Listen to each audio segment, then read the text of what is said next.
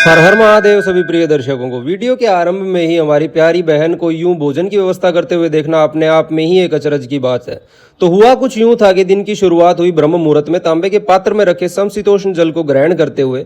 अब पैदल यात्रा हेतु जाने का विचार त्याग दिया था, क्योंकि हल्का ज्वर हम महसूस कर पा रहे थे और हम नहीं चाहते थे किसी भी कारणवश हमारा पित्त दोष बढ़ जाए।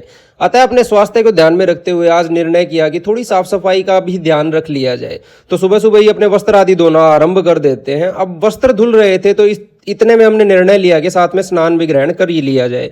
वैसे तो अक्सर हफ्ते का अंत का समय भ्रमण के लिए होता है, किंतु इस बार अपने बीमारियों को ध्यान में रखते हुए हमने घर पर ही रहने का निर्णय लिया। अब स्नान पूरा हुआ तब तक कपड़े धुल चुके थे और हमारा प्यारा मोहित भी उठ चुका था। अब सुबह उठते ही चाय के प्रति इसका प्रेम तो देखते ही बनता है। खैर, सर्दी के इस समय में चाय किसे पसंद नहीं होती है।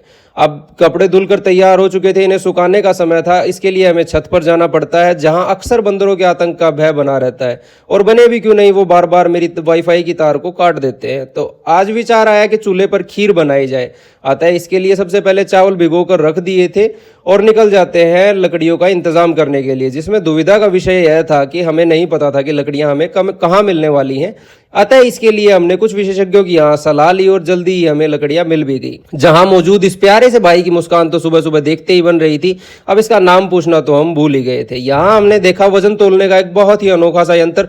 चलिए, कुछ ना कुछ नया ही अनुभव करने को आज हमें मिला है। अब लकड़ियों को अपने दोपहिया वाहन पर लाद कर हम निकल पड़ते अपने घर की तरफ, क्योंकि अभी तो और भी ढेर सारी खरीदारी बाकी थी। अतः लकड़ियों को घर पर रखकर हम निकल पड़ते हैं दोबारा से बाजार में दूध खरीदने के लिए, जो कि हमारी खीर का एक मुख्य द्रव्य होने वाला था। अब दूध खरीदकर शुरू कर देते हैं भोजन की तैयारी।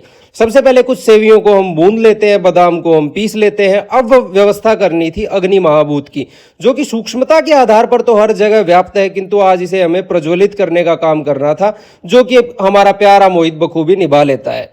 अब हम कुछ पकवान बना रहे हैं और हमारी प्यारी बहन को न्योता न पहुंचे, ऐसा तो हो ही नहीं सकता। तो बस जल्दी से दोनों परिजनों को भी बुला लेते हैं और शुरू हो जाती है बादाम की खीर बनाने की तैयारी। यदि आप इसे बनते हुए देखना चाहते हैं तो आप इसका लाइव वीडियो फेसबुक पेज पर देख सकते हैं।